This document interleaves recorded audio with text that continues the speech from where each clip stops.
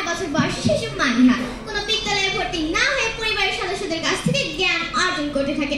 কিন্তু সে যখন প্রাথমিক থেকে মাধ্যমিকে পা রাখবে তখনই ঘটে বিপর্যয়। দীর্ঘ 3 বছরের অর্জিত জ্ঞানের কোনো প্রাতিষ্ঠানিক স্বীকৃতি না থাকায় তার জন্য কোনো বিদ্যালয়ে ভর্তি মেলেনি।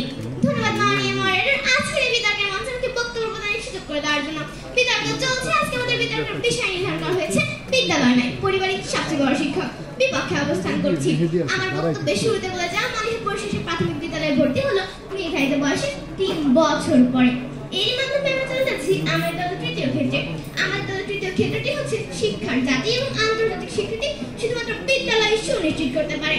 মাননীয় মডারেটর ভাষার দক্ষতা 4টি: শোনা, বলা, লেখা এবং পড়া। শোনা এবং বলা আমরা পরিবার থেকে শিখলেও লেখা এবং পড়া শেখার জন্য আমাদের প্রয়োজন বিদ্যালয়ের প্রাতিষ্ঠানিক শিক্ষা।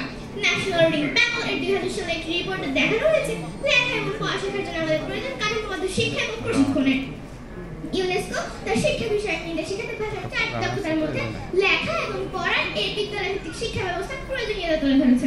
মাননীয় মডারেটর আমরা মাত্র 130 বছর পেছনে তাকালেই দেখতে পারি নারী জাগরণের আগ্রহের কথা। মাননীয় মডারেটর পক্ষদল দ্বিতীয় বক্তা বলে গেলেন নারী জাগরণের অগ্রদূত বেগম রোকেয়ার কথা।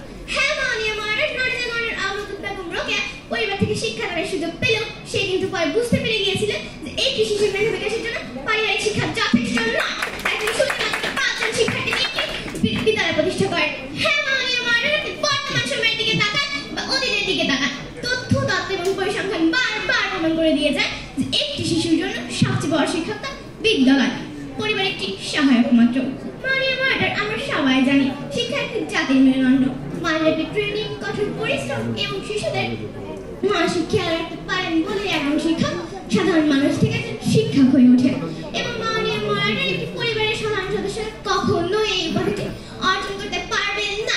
তাই মাননীয় মডারেটর এবং একটি উচ্চ আয়ের পরিবার এবং নিম্ন আয়ের পরিবারের সন্তান কিন্তু বিদ্যালয়ে যে সে একই শিক্ষা গ্রহণ করছে, কোনো পারিবারিক কাঠামো এর মাঝে বাধা হয়ে দাঁড়ায়নি। আমরা বিদ্যালয়ের সদস্য থেকে সততা শিখি, আমরা বিদ্যালয়গত কাজ থেকে নেতৃত্ব দিতে শিখি এবং আমরা বিদ্যালয়ে যাওয়া এবং রুটিনভাবে কাজ করা থেকে হয়ে উঠি সময়নিষ্ঠ। মাননীয় মডারেটর, আজকে এর মাধ্যমে আমার বক্তব্য শেষ করছি এবং আমার বক্তব্যের মাধ্যমে আমি আবার প্রমাণ করে দিতে চাই আমাদের সবচেয়ে বড় শিক্ষক আমাদের বিদ্যালয়, পরিবার নয়। ধন্যবাদ মাননীয় মডারেটর।